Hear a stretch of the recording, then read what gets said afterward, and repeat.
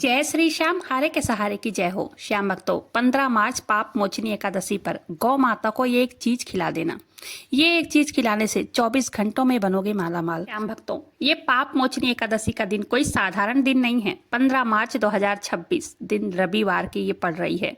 चैत्र मास के कृष्ण पक्ष की पाप मोचनी एकादशी का पावन अवसर पड़ रहा है। बहुत से लोग कहते हैं कि हम रोज पूजा पाठ करते हैं, लेकिन जीवन में क्यों कुछ अच्छा नहीं होता है। लेकिन सच्चाई यही है, जब तक सही उपाय सही समय पर नहीं किया जाता तब तक भाग्य का द्वार नहीं खुलता है। जिस प्रकार ताले की चाबी से ही ताला खुलता है ना, उसी प्रकार सही विधि से किया गया उपाय भी सही फल देता है।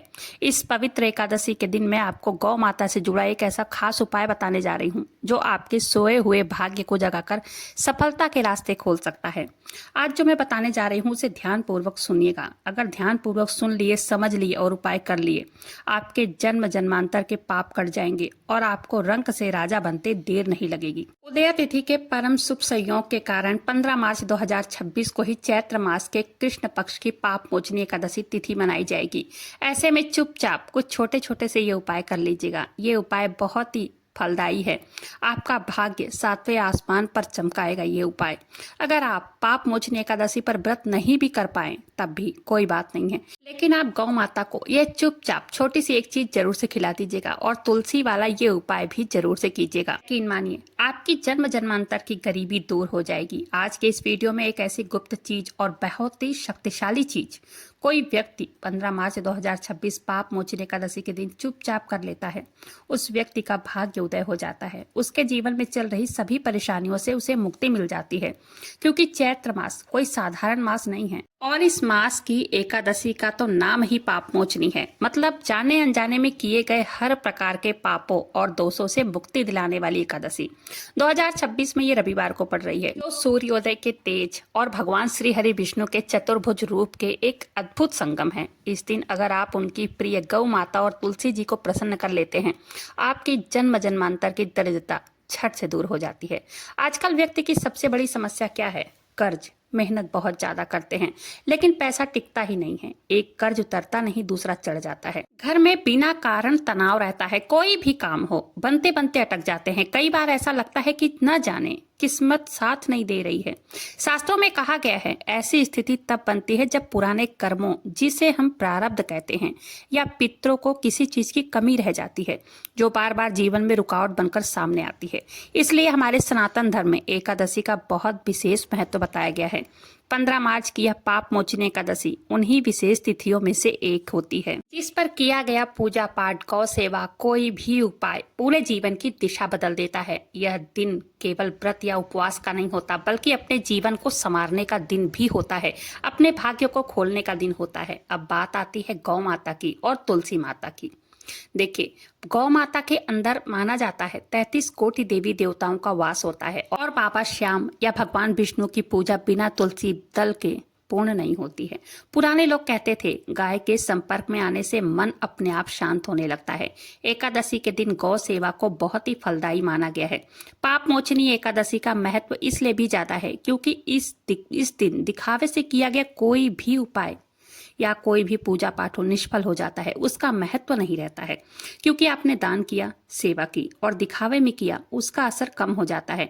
पुराने समय में इस दिन लोग जो भी करते थे चुपचाप करते थे। इस दिन किसी से झगड़ा ना करें, बहस ना करें, किसी को कष्ट ना दें। ध्यान से सुनिए, पाप मोचनी एकादशी के दिन वो कौन सा उपाय है जो करना है। श्याम भक्तों, यहाँ तक वीडियो पर आ गए हो, वीडियो पसंद आए तो वीडियो को लाइक कर दीजिएगा। अपने ही चैनल मैजिक उपाय को सब्सक्राइब जरूर से कीजिएगा। एक जयकारा कमेंट बॉक्स में लगा दीजिएगा। सबसे पहले तो एकादशी के दिन क्या करना है? ब्रह्म मुहूर्त में उठना है और सबसे पहले प्रभु का स्मरण करना है, ठीक है। उसके बाद क्या करना है? गौ माता को सादा भोजन, गुड़ और रोटी या हरा चारा या चने की दाल, उसके ऊपर गुड़ रखकर थोड़ा सा खिला दें। शास्त्रों में कहा गया है, इससे धन से संबंधित सभी परेशानियां और बीमारी धीरे धीरे करके समाप्त हो जाती है।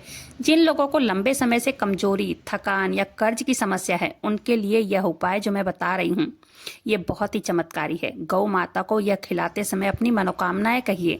साथ ही साथ अपने घर में लगे तुलसी के पौधे के पास एक घी का दीपक जरूर से प्रज्वलित करें। ध्यान रखें, एकादशी के दिन तुलसी दल नहीं तोड़ा जाता है, इसलिए 15 मार्च की पूजा के लिए एक दिन पहले ही तुलसी दल या तुलसी के पत्ते तोड़कर रख लीजिए। तुलसी माता के समक्ष बैठकर ओम नमो भगवते वासुदेवाय मंत्र का मानसिक जप करना है। अगर आप अपनी नौकरी या व्यापार की रुकावटें दूर करना चाहते हैं तो बाबा श्याम को पीले फलों का भोग लगाकर वह फल किसी गौ माता को खिला दें। विवाह में आ रही अड़चनें दूर करने के लिए गौ माता को गुड़ लगी मीठी रोटी जरूर खिलाना चाहिए। उसमें हल्दी डालकर रोटी बनानी चाहिए, बहुत शुभ माना गया है। खिलाते समय केवल यह भाव रखें, आपके काम में स्थिरता आए और सारे पाप नष्ट हो जाएं।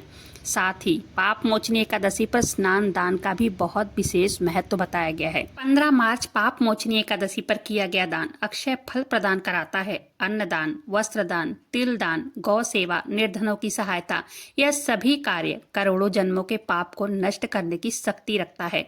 लेकिन दान अहंकार से मुक्त होना चाहिए। जब व्यक्ति व्रत करता है तभी अपने भीतर झांक पाता है। भगवान श्री हरि विष्णु का स्मरण, बाबा श्याम का मंत्र जप अत्यंत ही पुण्यकारी माना जाता है।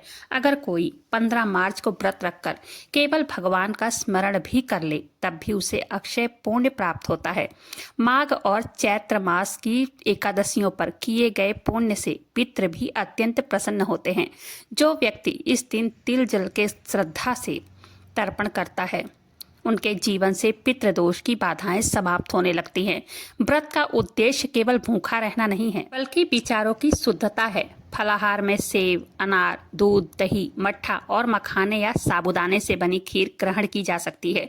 एकादशी के दिन चावल तो बिल्कुल भी नहीं खाना चाहिए। प्याज, लहसुन, तामसिक चीजें भी नहीं खानी चाहिए। एकादशी के दिन सुबह ब्रह्म मुहूर्त में उठकर पूजा पाठ करना चाहिए। मन में ये भावना रखनी चाहिए कि जो भी पाप या बाधाएं हैं प्रभु की कृपा से समाप्त हो रही हैं। माना जाता है पाप मोचनी एकादशी के दिन तुलसी के पास दीपक जलाना अत्यंत पुण्यकारी माना गया है। विशेष रूप से तुलसी के सामने एक घी का दीपक जलाकर भगवान विष्णु का स्मरण जरूर से जरूर करना चाहिए। साथ ही साथ जितना हो सके उतना मंत्रों का जप करना चाहिए। शास्त्रों में कहा गया है कि संध्या की बेला एकादशी के टाइम पे घी का दीपक जलाने से घर में नकारात्मक चीजें समाप्त होती हैं और घर में सुख समृद्धि का वातावरण आने लगता है। श्याम भक्तों, ये पाप मोचनी एकादशी है, समस्त पापों से मुक्त कराती है और पुण्य फल की प्राप्ति कराती है। जीवन में आ रहे जो भी कष्ट है, जो भी पूर्व जन्म के पाप की वजह से, प्रारब्ध की वजह से जो भी जीवन में कष्ट भोगना पड़ रहा है, अगर आज के दिन पाप मोचनी एकादशी के दिन आप माफी मांग लेते हैं प्रभु से पूजा पाठ करने के बाद, तो आपके जीवन में जो कष्ट हैं, जो परेशानियां हैं, प्रभु की कृपा से वो दुख तकलीफ सब दूर होना शुरू हो जाती है। इस पाप मोचनी एकादशी पर गौ माता को रोटी, गुड़, चने की दाल, हरा चारा जरूर से खिलाना चाहिए। समस्त पापों को नाश करने वाली एकादशी का व्रत सबसे बड़ा व्रत माना जाता है। वैसे हर एकादशी अपने आप में बहुत अद्भुत माना जाता है, लेकिन हर एकादशी का अपना अपना महत्व होता है। ये पाप मोचनी एकादशी है, पापों को नष्ट करने वाली एकादशी। एकादशी व्रत से उत्तम व्रत कोई माना ही नहीं जाता, कोई होता ही नहीं है। रविवार के दिन ये एकादशी पड़ रही है जो कि इस एकादशी को और भी ज्यादा खास बना देती है। उम्मीद करती हूँ जानकारी पसंद आई होगी। जानकारी पसंद आई हो वीडियो को एक लाइक कर दीजिएगा। अपने ही चैनल मैजिक उपाय को सब्सक्राइब जरूर से कीजिएगा। बाबा श्याम नाम का जयकारा दिल से लगाइएगा। मिलते हैं फिर ऐसे किसी वीडियो के साथ, तब तक के लिए जय श्री श्याम, हारे के सहारे की जय हो।